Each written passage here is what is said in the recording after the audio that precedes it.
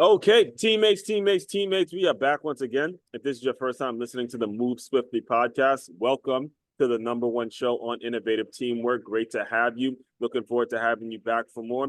To my regular listeners, you guys already know what happens when you hit the play button here, whether it's myself as a guest or whether it's myself doing a solo episode or I have a guest on. We're here to indirectly speak to you in regards to whatever challenges you may be having, whatever you may be going through, whatever difficult situations you're going through. We're here to indirectly tell you you're not going through it alone. There are people who have been there, they've done that, and they've built up organizations. So you understand that you are not alone whenever it is you're going through a difficult time. So today I have Ms. Joan Posivy, right? You got it perfect. And the reason, so the reason I'm super pumped to have her on is because I remember this term, your side hustle. I remember this term kind of being something that got said, and especially, I come from the fitness and the athletics world, and there's tons of trainers who, all right, this is the side hustle, and there's a lot of people doing certain things, and you've been actually able to build up a framework and an organization and a business that's called the Side Hustle Hero. And I was listening to you previously. You have principles, you have a lot of different things that you've been able to detail it and build it out for people. So, with all that, let's kind of start here. Let's kind of just talk a little bit about your background, where Okay. you came from, how you grew up and stuff like that. Because one thing I do know is you don't wake up one morning and say, okay, I'm going to start a business name and become the Side Hustle Hero. So let's got to go back a little bit and go from there. How far would you like to go back? Yeah, like I was telling, listen, we don't have time limits here, so that's on you. Okay. Well, first and foremost, thank you so much for having me on your show, Aswin. Let's see, how far back should we go? Okay, so my first career was in banking. Please don't hold that against me. Thank you. When banking, yes, when I set that goal, I thought, oh my gosh, if I ever became a bank manager, my life would be made. Like, what more could I possibly want? Hmm. Turns out a lot, but it was the path that got me there that really set the framework for the rest of my life. There was a speaker I heard when I was, I'm going to say 18, 19 years old, Hmm. and I was invited to this evening seminar. Friends of mine told me it was on marketing, Yeah. which it turns out it wasn't. He was talking about your mind and your potential, and it's the first time I'd ever heard anything like that. And basically, his message was, you can create anything that you want with your life, regardless of what you think your limitations are or what you feel negative events happened in the past. He says, that's all in the past. What do you want to do in the future? You can literally design your life, every aspect of it. Hmm. I wanted to believe him, was a little skeptical, but took what ended up to being a deep dive, really a lifelong dive into it. But what happened, Aswin, was I was starting to apply these things, and through applying the principles and understanding the connection between the way we think and the Hmm. results that that creates in our lives, and if we Yeah. want to change something externally, Yeah. it's an inside job. And so, applying the principles, I bought my first house when I was 19. I became that branch manager at age 22. Worked Right. at that for a few years and thought, you know what, this ain't it. Hmm. And started down that entrepreneurial path instead. So what was the event like? Who was it? Like, give us some details about what the event was all about. Oh, sure. Well, it started out being an evening seminar. Friends of mine told me it was going to be on predominantly business matters, Right. marketing. But it was about a 3 hour seminar in the evening. There's about 300 people there. I sat about 3 rows back, 2 seats over, and for a couple of hours I just mean, sat and mesmerized. not to cut you off, but and this happens on the show. Whenever there's a pausable moment that I don't want to let them brush over. She remembers the exact time, the exact place she was sitting, all that. When you are putting on events and when you're serving people, you have got to change their lives. You have to have it in your mind that it could be somebody walking in that arena, walking in that seminar, and their life is going to change forever. And that's an important aspect to, because we're going to dive into side hustles and building your business in a minute. But it's Sure. important that when it comes to how you serve people and with the experience you create, that is going to last with them for a very, very long time. So I had to make sure I made that point. It's good to see that you knew the exact the levels back, that time. That's awesome. It was the Hilton Hotel, Dixon Road in Toronto, Canada. You. Oh man. She has no notes, guys. If you're listening to this, No, she has yeah, no. absolutely no notes. She's not walking around with the notes, and she knows exactly what it was. So ended up studying all I could on the topic, and it was Bob Proctor that was doing the seminar at the time. Bob Proctor, okay. Yeah, yeah. And he and I eventually ended up working together. So let's go back a little bit further, because Sure. one of the things that actually I just had a previous guest on, we were talking about this, is when it comes to school, the element of entrepreneurship isn't being taught. And you're talking about 19 years old, and you're Yep, immediately in the kind of the 9 to 5, traditional 9 to 5 world. for sure. How Yep, what was, looking back on it now, what was yeah. school like for you, and what ultimately led you? Like, were you going to school and then working full time? How was it once it became, all right, 18, I got to figure out a way to do something. School's no longer there. Walk us Yeah. through that kind of where you were in that mindset. I always wanted a few bucks in my pocket because to me that felt like independence. If I had a couple of bucks, it was like mine to spend how I wanted. Mm-hmm. Now, my parents had a different attitude about that, but to me, it spelt freedom. And so, I had my first paper route when I was 10 years old. I was working pretty consistently part time from age 13. Yeah, And by the age of 18, I got a job part time working at the bank. that bank, And right? that's really where it all started. And what I found was that I connected with that so much. Yeah, And I was learning through that. I was learning way more doing that and interacting with customers and other people and just yeah. in that industry than I did with school. So Mm-hmm. after high school, it was like, I'm out of here. I don't have the patience to go to university or college. Oh my God. Listen, it's so crazy because I mean, just to give you listeners some perspective, this is actually the first time that we're actually officially virtually or meeting. And it's so crazy how similar the story is. I was Really? 15 years old when I had my first job, and it's because I tore my ACL. And when I was going through that, I was seeing entrepreneur trainers. I was seeing like people who are selling the gym memberships, and people that are managing it, folks even cleaning up and making sure the towels were on point. And I was getting so much out of just simply meeting a member saying, Mm, "Hey, how was your workout? What'd you work on today? Did you hit your goal? How'd it yeah. go? Come back tomorrow." All of these things I didn't realize as they're coming into the gym. This is actually saving their lives. This is actually doing something productive as opposed to doing something that they could have been doing that wasn't going to be conducive to their development.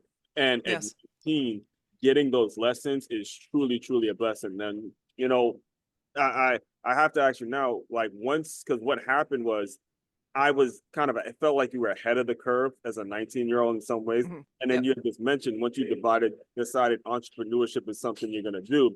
Now, this is when you realize it's not as easy. You realize there's a lot of trials and tribulations, a lot of highs and lows. So, A lot walk of us through fear. a lot of fear. Walk us through a little bit about how it was for you when you're like, all right, cool. I think I got it, but whoop, it's not going to be as simple as not that check every 2 weeks. They're going to be coming in the way it Yeah. used to be. So, And that's the beauty of side hustles. mm-hmm.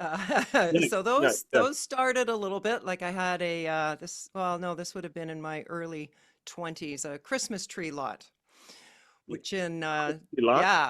Oh, nice. Christmas tree lot, yeah, where you order in. But I mean that's pretty scary. So you order the Christmas trees in October, they're Yeah. delivered. Or excuse me, they're you put in the order in October because Mhm. they're cut and then they have to be shipped. So Yes. you've got like 10 or well, back then, I don't know what the numbers are now, but I Mhm. remember like having to write a check for like 15 grand for these trees Right. back in October and they get delivered in early December. Now, how many people do you think buy Christmas trees in early December? Very, Zero. very So few. now you're sitting there in this Christmas tree lot, freezing your butt off, and you're Hmm. looking at all this inventory that you know is going to be worthless December Wow. 26th, right? Wow. That's But crazy. then, So I wrote an article about that. really, Yeah, it was an article about, but I was kind of emphasizing, I was talking about good to great, and I was talking about businesses like the people that cut down the Christmas trees, and that the fact that their contracts have to be paid for well in advance. So the person who mhm, has to pay that $15,000 to, they get their money whether yep. those trees sell or not. They gonna keep their money, and to develop that skill. That is crazy that you were one of the people that actually paid for it. And, Yeah. you know, I never like thought of it that way. That's awesome. So if you're going to be in that chain somewhere, right? Mhm. Be the one selling it because then you don't have to pay. It's like Right. I've been involved in a family of home builders and construction for a lot of my life. And if you're building a house, the last tradesperson you want to be is the kitchen guy Mhm. because they that goes in last, right? Exactly. Yeah, that goes a So lot. That goes a lot. I the mean, framer, yeah. all right. That's what I'm saying. And it was Jim Collins, Good to Great, had me thinking like that because he talked about, hey, you want to build a great business, the contract's got to be set, everything is moving. And hey, if those trees sell, they sell. If they don't, they don't. I got my contract already set and we're good to go. So Yeah. what'd you do with the trees that didn't sell? Well, that's just it. So the flip side of that is the grower has a downside. I'm not sure about the Christmas trees. I suppose you could have a forest fire or something, Mhm. or a major drought. But the key in the Christmas tree business is location, and we had a fantastic location. It was in a higher end neighborhood that we traveled to, where they spent a lot of money at this garden center, and then we took part of the parking lot for the Christmas tree lot. And Right. then as you get closer, you start doing deals and it's all cash and this is a Hmm. great business. But then Yeah. I moved across the country from basically Toronto, which is considered Eastern Canada, to the West, where the people selling trees retail were selling less that I could even buy them wholesale, you Hmm. know. So that All just right. the market wasn't it. So that Yeah, wasn't it. that's kind of where I was. That's what made me think is just that element of being able to sell certain things wholesale and then Yeah. teaching the young people that because like we had Yeah. mentioned, it's not being taught in school. You have to go and learn this. And what you Yes. talking about in terms of finding the right location, all of this, folks, is stuff that you got to learn on the fly. You got to pick Hmm. up information as you go. You got to go and get your hands dirty and figure certain things out. So, after that, do when well, let's first of all, let's do this. Let's just kind of give a your definition of what a side hustle actually is. I think if we start there, we'll be able to kind of go into your next phase and how you're able to turn all of this into an actual business. To be a side hustle is something that someone does above and beyond their 9 to 5, their Mm-hmm. full-time work. That's the simple definition. And then an extension of that is the reason that they're going into it. Sometimes they do want to become an entrepreneur and they want to test out an idea. So this Right. is a way to figure out, geez, is this really going to work? And if I can get it going, is it actually what I want to do? For Right. some people, it's additional income simply for other things that they want to do, whether it's that dream trip or putting themselves through school or something specific like that. Right. And so I knew that I wanted to leave banking, but didn't know what I wanted to get into. Mm-hmm. And around that time of uncertainty and questioning, I ended up having the opportunity to move out west into the mountains. Mm-hmm. However, the economy was really bad at the time, and there was a job opening for somebody in the banking industry in loans and mortgages. And I'm like, oh man, I don't really want to do this, but it's walking into a good paycheck where meanwhile I can figure out the town and see what's going on.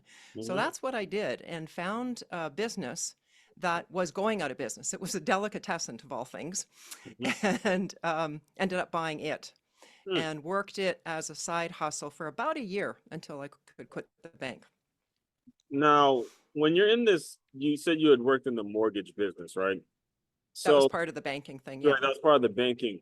How would you describe that experience? And I asked that because I have a lot of sales stories, just like you, a lot of stories in terms of people coming in because I'm fitness and athletics and stuff like that. And I had a previous, he was my manager at LA Fitness, he's a great seller, but he left the mortgage business and we would talk a lot about how maybe certain things are commercial, like if you wanted to buy out this LA Fitness and a lot of the business lessons that you just pick up in terms of dealing with clients and trying to get them the best deal and stuff like that. So Yes. you say that experience led you into the business that you're running now. If so, how were the two like that experience helping you to build what you have now? It, what I find is that every job that we've had, Mm-hmm. there's some value in there that Preach you're it. Come gaining, on, come on, come on, Virtue. right? Yes, ma'am. Thank you. And that's another thing with a lot of people who complain so much about their jobs. I Hmm. think it's so powerful what you just said.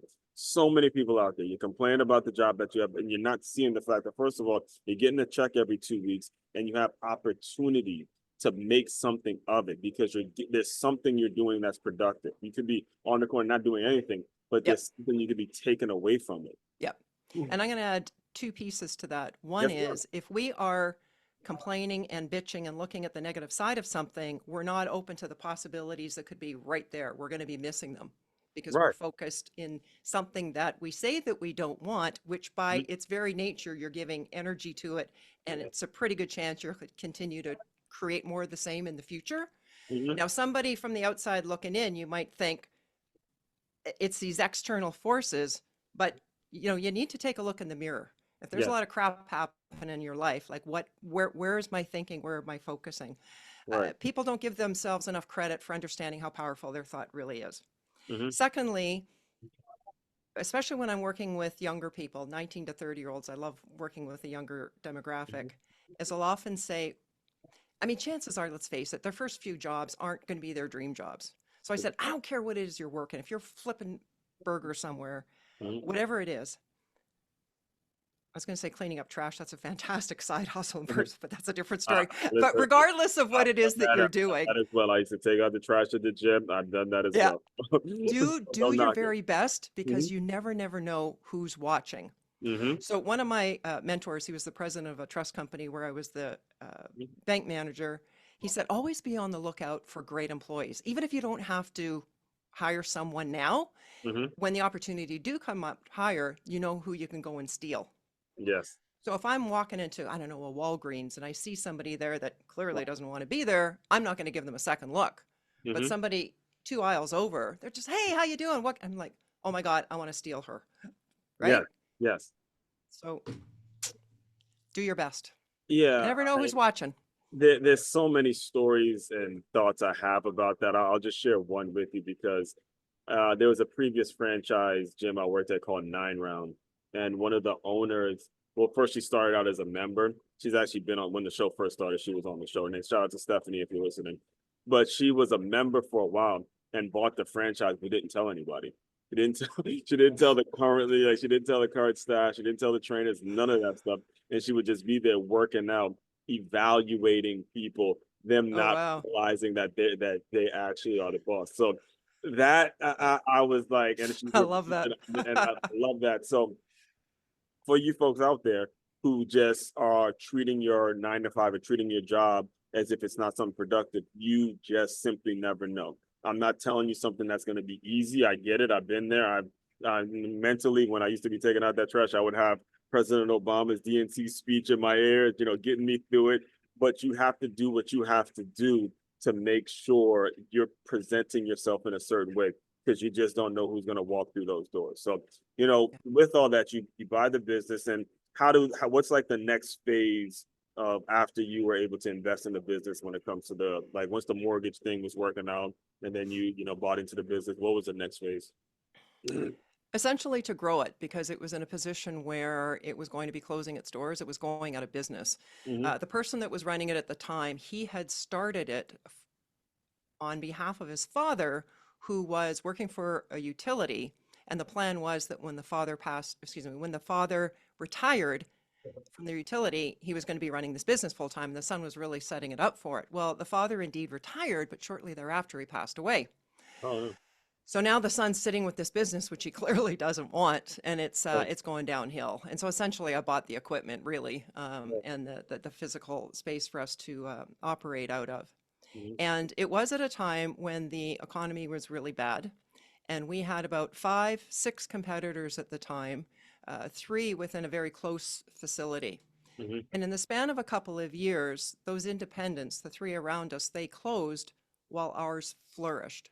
Mhm. And I'm telling you this not to impress, but impress upon your listeners and viewers that when we focus on what's wrong and what doesn't work, we're not going to find a solution. And Mm. so we knew this business was going out of business, so we had to turn it around. So, Mhm. number one, you build an image in your mind of what you want the business to be like. And Mhm. just like I remember where I was at the Hilton Hotel on Dixon Road, Possibly, yeah. I remember the vision that I created that this deli was going to be hopping. I mean, I could hear the people talking, Mhm. the place packed, the cash register ringing. And so then it's like, okay, what's the first step? And so you see something like, oh, there's a food trade show happening. Let's go check it out. Oh, frozen yogurt machine. Never heard of those before. What's that like? Oh, let's bring that back to the community. And I Right. know what was happening across the street in the other delis. They were whining and complaining on how bad the economy was and Yeah. how unemployment was high. And those things were all factual, they're Yeah. true. But Yeah. if I focus on those things, it's not helping me but build my business. So you Uh, want to connect with people that are going in the direction that you want to go. mhm. Because honestly, the fact that ours did well had nothing to do with any Mhm. wow, marketing genius or anything like that. It You was didn't just really have a like, background in okay, that. what's the next You're a step? former banker. Like you have Exactly. I like to eat. That was the right, you like to eat right. qualifications. Yeah. And just as a side note to that, so I looked at the sort of the deal to purchase this place, and I Mhm. talked to the commercial loans officer at the bank I was working with at the time. Because remember, I stayed with the banking for a year, Yeah. and I was telling him, I was thinking to buy it, and I was all excited. And he proceeded to tell me all the reasons why it wouldn't work. Yeah. That the town didn't need a new food place. What do you know about the food Mhm. industry? And then fast forward a bunch of years. Well, actually, no, because he wasn't around when I eventually sold it. Mhm. Fast forward a year when I get to quit because we've built up the business. And I Exactly. So swear to you're God, he said, oh, you're so lucky to be able to leave this place and go into your own business. yes. I Like, mean that oh must have been man. rewarding for you. That must Yeah, have been it's all awesome. luck. I didn't say anything. I was just like, there's no point. But, Yes. so Yeah. get with people who are doing or pursuing what you want to do. And Yeah. I'm sure on your show, you've talked about the value of mentors, coaches, people that Mhm. have come before you that can show you the way. Because when you're building up something new, Mhm. you don't know what you don't know, right? Exactly. Exactly. And so when I got involved in the self storage industry, see, that was another thing. Because of the research that I'd done, I came across this industry and I thought, man, this is a perfect fit for me for Mhm. a number of reasons. But I didn't know anything about the industry at all. And that's a key with goal setting is don't base goals on your present circumstances because your present circumstances are just a reflection of your thinking and your action and your choices up until this moment. If you want to create something new, you acknowledge it. You say yes, this is the case, but then set it aside mentally and say, okay, what is it that I really want to do? And the self storage industry was it. Yeah. And so again, you go back to that building that image. What's the first thing I need to do? And sometimes you end up seeing people in places that you think are not connected, Mhm. but that's exactly where you needed to be. And in which was the case for me. I happened to be at this party, and it was a like a friend of a friend of a friend. He said, "Oh, Right. hey, there's this guy Gordon. He's new to town. Blah blah blah." We just started talking. Turned Mhm. out he had a whole portfolio of self storage facilities, and I'm Wow. like, and during the conversation, I mean, he became a mentor. And at one point, when I found one that I wanted to buy, he said to here, call up one of my managers, go visit them, ask them anything that you want. Again, that mentorship was invaluable. He didn't do anything for me, Mhm. right? Like Right. he didn't loan me money. He didn't Right. do, Right. but the knowledge and his Conversation. confidence. Mhm. Because I remember bringing him the deal, and he's like, "Oh yeah, it's a no-brainer." I'm like, "Really? Yeah. Okay." And to add to that a little bit too, because you may be listening in and you may not feel like you know the right people personally. It may feel like a daunting task to actually physically meet these people. However, there are resources that'll allow you to still get the same information. Because as you were talking, I'm thinking about Howard Schultz and I'm thinking about the way he found Starbucks. I'm thinking about Magic Johnson. And I read both their books, and what both of them connected on was the fact that Starbucks isn't just selling coffee; they're selling Right. environment. And just like again, you're at this deli. It's more of an environment. Let's focus on the things we can do. Let's not Hmm. be that person that's having a negative outlook on whatever the business is. And regardless of the industry, regardless of what you're selling, your services and how you deliver these services is going to be everything. All right. The people you put in place. And I gotta tell this story because there's a 7-Eleven I go to in the mornings to get my car. I take my runs every morning. There's 7-Eleven I go to. And for some reason, I stopped going to this specific one, but because I was close, I just said, you know what, I'll go to this one yet this morning. I walk Okay. in there, the guy's smoking, he's complaining, he's like just so upset at the fact that, I mean, just bitches at me the entire time. And I haven't had my coffee yet, Joan. So Yeah, I'm like, yeah, that's right. And you're going in there to give this guy money. All right, yeah, because So, well, oh yeah, that's why, because I needed gas. That's why I went to that, because I knew they were open. I okay. needed gas, so I'm like, all right, I'll just. But I'm not. If I can avoid it, I don't mind. Driving another 2 miles to find somewhere else because I won't have to hear him bitch and complain. And there was another one, just in contrast, so you guys know, is I went into another 7-Eleven. This is when I think I was in Miami, and I don't normally go to this one. But the girl was friendly. She's like, "Good morning. How's your day? What kind of cream do you like? All that stuff." And then she tells me, look, you get 7 seconds. You get 7 seconds with the customer. That's it. So you got to make your impression. Wow. I know, you see that? I had that same, like, this is a girl working at a 7-Eleven that has the mindset of, I'm running a Fortune 500 company. And that's the way all of us need to be thinking. So And that would have been a name. It's like, can I get your name there? Just like, I know who I'm going to come and steal, right? Yeah. yeah, As that's opposed to the person that might be 2 cash registers over going, oh, damn, I hate this place, hate you know? it. Right. Yeah. And that mentality again, I get that you're in this, but with books, with podcasts, with all Yeah. the things that you could be doing to put in your mind and all the stories out there, you really have no excuse. This is not the world in which you have to stay so focused in your current circumstance. There's ways of mentally pulling yourself out of that shit and making it so you can, approach your job every single day as if you were the CEO. And that is a very valuable thing to have in your mind. And as you're doing Yeah, that, go as you're spending maybe more time ahead. reading or on YouTube and starting to pursue what you feel is a better life for you, Mhm. that's going to take you some time that you've normally been spending whatever it else you were doing. So Yes, maybe that was hanging out with some of your friends who maybe don't have the same vision that you do. right. And you, depending on how supportive well, if they're supportive, great. But if they're not, and they try to pull you back to where they are and criticize you, uh, at some point, some of those relationships might fall away. But the Mhm. good news is, as you're stepping into this different life and lifestyle, you'll connect with people who are more in tune with where you're going. Right. So let's get into how you serve people currently. I see you have the podcast, the Side Hustle Hero, and you also have develop clients. What's your, I guess, your strategy, or an ideal client for you to find, just in case anybody's listening? Awesome. Well, forever, well, I shouldn't say forever. After I left banking and got into entrepreneurship, Mm-hmm. I loved that track, but I also loved the personal development space because that's what really launched it all Yeah, you for had that me. 19 years old, right? Yeah. Go there. So my book is, yeah. So my book is called The Way Success Works: How Mm-hmm. to Decide, Believe, and Begin to Live Your Best Life. And so I've got 30, 40 years of doing seminars and trainings and writing, etc. Having said that, though, I never wanted to be a speaker who just talked about stuff and talked about theory. And Yeah. so I always had businesses running alongside it, really as sandboxes, testing grounds. And I love business. So Mm-hmm. with the podcast, to me, it kind of brings those both worlds together Yeah. because I get to interview amazing people in business that are creating their side hustles. And obviously, there's a personal development component in there Mm-hmm. because of what's needed. Because Right. oftentimes, you're alone, you're doing it. You may have a team, uh, but ultimately, it's your decision Your making, vision. it's Yeah. your perseverance.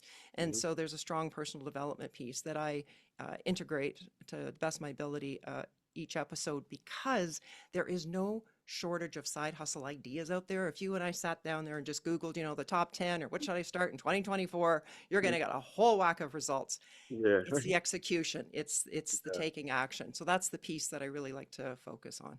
Right. And it's another point that needs to be made. You're never too young to start. Never too young. No. My niece was what, 10 years old, and she started selling candles. And I mean, I remember going back. I'm from Maryland, and that's where they live. But it Yeah. was on Christmas, and she absolutely made a killing. Damn, Really. Cash App and just moving. I'm looking at my niece. I'm Uh, like, it's a really proud uncle moment, man. The website, candle boss, all that, and I'm like, now my sister, her mother's a lot like you. She got her first job at, I believe it was 14 years old, and yeah. has not been without a job since, just working every single, I mean, through school, everything. So, it's never, and this is a message not only for the young people, but you parents as well. The school system's not going to do it. This is going to be Right. a you for you guys to be really teach and develop the financial literacy that needs to be taught in the home, because it's kind of against what the school system wants. The school system wants that employee mindset, get a secure job. And if you want to actually do more for your generation and more for your family, it's going to be on you to develop that in the household that you're kind of building. It's financial literacy, what we do with our money, how we invest, all that kind of stuff. So, I Yeah. do want to be very respectful of your time. I know we could probably talk for hours. So can you just kind of tell people what's next, what you see coming down the pipeline, what do you envision in the next couple of years for your business and all that stuff? And I know that that's gonna be a challenging question for an entrepreneur, because it's like, but you definitely have to have some sort of vision. Well, I often tell people in their side hustles, like, treat it like a real business. This isn't just like, Mm-hmm. I don't know, something you're doing as an afterthought. It's a real thing that can grow into something incredibly wonderful for you on so many fronts. So treat it like a business. So I take a look at what's happening in my business quarterly, et cetera. And just last week, I came back from my first ever corporate retreat. Because what for Side Hustle Hero, There you because what go. Nice. thank you. I I can see just that. posted Yeah. an Instagram reel on it today. Okay. And I Well, we'll had exchange social media after this. Yes. Yes. There we go. I can see that. Mhm. and the first shot is of a flip chart with three first things to do upon arrival at the treat. Number one was blow up the stand-up paddleboard. Because, I mean, you got to have fun, right? Yes. Yes. With it. But what was happening, and this is so common for side hustle people, and I put myself in this boat, is Right. you're growing this thing. There's so much learning. I mean, when I started this, I had no idea even how to do a podcast, what microphone do you buy? I mean, there's so many things to learn. Mm-hmm. And so as you're growing whatever side hustle it is, you're so wrapped up in working on it, Mm-hmm. the day-to-day stuff, in my case, doing an episode every week, Mm-hmm. that and promoting it and everything that goes with it and Yeah. finding guests. Mind you, after you get involved in something, certain aspects of it come easier. So I get most people reaching out to me now, but still there's a lot of moving parts and Mm-hmm. pieces. And I realized that I wasn't spending any time on the big picture stuff, on the vision. Where is this thing going? And week after week was going by, and I was still just like keeping up. So I thought, you know what? I'm booking this retreat. I'm going away for 3 days, and Mm-hmm. that's all I'm going to focus on is, all right, what do I want this to look like 5 years from now? How Oh, are we okay. going to get there? All that sort of stuff. Yeah. So I called it my first corporate retreat, right? Mm-hmm. You're looking Yeah. at the attendees, and Yeah. I highly recommend that for any side hustle if you feel that you are just, Uh-huh. you're just so bogged down in the day-to-day stuff. Yeah. And so you realize that, okay, what kind of team do I have to hire out? What are they going to be doing? Like all those parts and pieces. And I had to physically get away from my space Yeah. and to be able to start planning all that. Yeah, So that's right up your alley. That works though. Sometimes when it comes to what's next, when you have done so many things, you got to remove yourself from the day to day just to yeah, get that clear perspective. So, if anyone wants to reach out, what's the best way to get in touch with you and all that stuff? pretty much everything lives at sidehustlehero.com. Side hustle, and that will be so that will be included in the show notes as well. Sidehustlehero.com. And so the final thing I do, Joan, to close out all the shows is I want you to use your imagination a little bit. You are 19 years old. You've hit the breakthrough moment with Bob Proctor, but you have to kind of go back to this 9 to 5. It's miserable. You're around people that are complaining. They're just taking the shortcuts, the whole nine. But you have this energy, and it's not fitting. So something's not there. So pretend that 19-year-old girl has come into the Zoom room. Give her some words of encouragement, and we will officially close. Wow. I'd say, you know what, Joan? Number one, lighten up. Don't take things too seriously. And you Okay. need to take way more risk, girl. You're way too conservative. Yeah. And don't be afraid to reach out and ask for help. You don't have to know everything. There are, especially as a 22-year-old bank manager, I felt like I needed to know everything. Mhm. And I learned a lot from watching people around me, but I could have learned so much more if I said, hey, can I grab a coffee with you or beer or whatever the case may be and pick your brain? And I find most people are really willing to help. So ask for help, big, big dreams, and take action. That's it. And honestly, you were talking to my 19-year-old self as well. You weren't just talking to Joan. You were actually talking to Aswan as well at 19, because I was had a very similar challenges as well. So all that being said, fellow teammates, continue to move swiftly. We will talk more soon.